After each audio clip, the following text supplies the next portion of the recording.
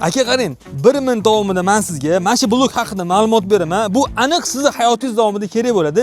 Uy qurayotganingizda qaysi blokdan va qanaqa qilib uy qurish haqida sizga ma'lumot tushunchasi paydo bo'ladi. Bu bloklarimiz yengil bo'lishiga qaramasdan mustahkam hisoblanadi. Bir necha bor buni biz test qilib ko'rsatib berganmiz. Nima bilan kelib ursangiz ham, mo'g'sa bilan kelib ursangiz ham hech nima qilmaganligini test qilib ko'rsatganmiz. Bu bloklarimiz afzal taraf yana shundaki, sostavida polistirol granulasi bo'lganligi uchun issiq suvni umuman o'tkazmaydi va tabiiy toza hisoblanadi. Ya'ni 100% ekologik toza.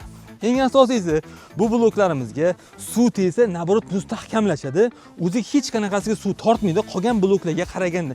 Ya'ni tabiiyki qolgan bloklar o'ziga 60-70% suv tortadigan paytda bu faqatgina 6% gina suv tortadi. Bu degani, buni bemalol siz hammom, vannalarga ishlatsangiz bo'ladi. Bu bloklarimizga narsa qotirsa ham bo'ladi. Buni bir necha bor test qilib ko'rsatib berganman. Adashmasam 300 kilogacha narsa qotirganmiz. Bu bloklarimizni bemalol siz qo'l arada aralab, o'zi kerak joyini kesib, to'g'rilab olsangiz bo'laveradi. Ustidan suv o'tirishi shart emas. To'g'ridan-to'g'ri shpaklovka yoki kafelnik bilan tekislab ketsangiz bo'ladi. Aka qarang, mana shu profilda juda ham ko'p videolar qo'yganmizga kirib ko'rsangiz bo'ladi. Aka siz hali ham obuna bo'lmagan bo'lsangiz, ko'p narsa yutqizasiz. Chunki biz ishlab chiqaruvchimiz to'g'ri ma'lumotlar beramiz. Ishlab chiqarish jarayonlarini, klientlarga borib odzivlarini, qo'yilgan joylarini, bitta uy qanchaga bitish haqida ham to'liq ma'lumotlarni pastda qo'yib borganmiz aka. Sizga foydali bo'ladi. Agarda videoni 1 minut o'tib ketgan bo'lsa, rozi bo'lasiz.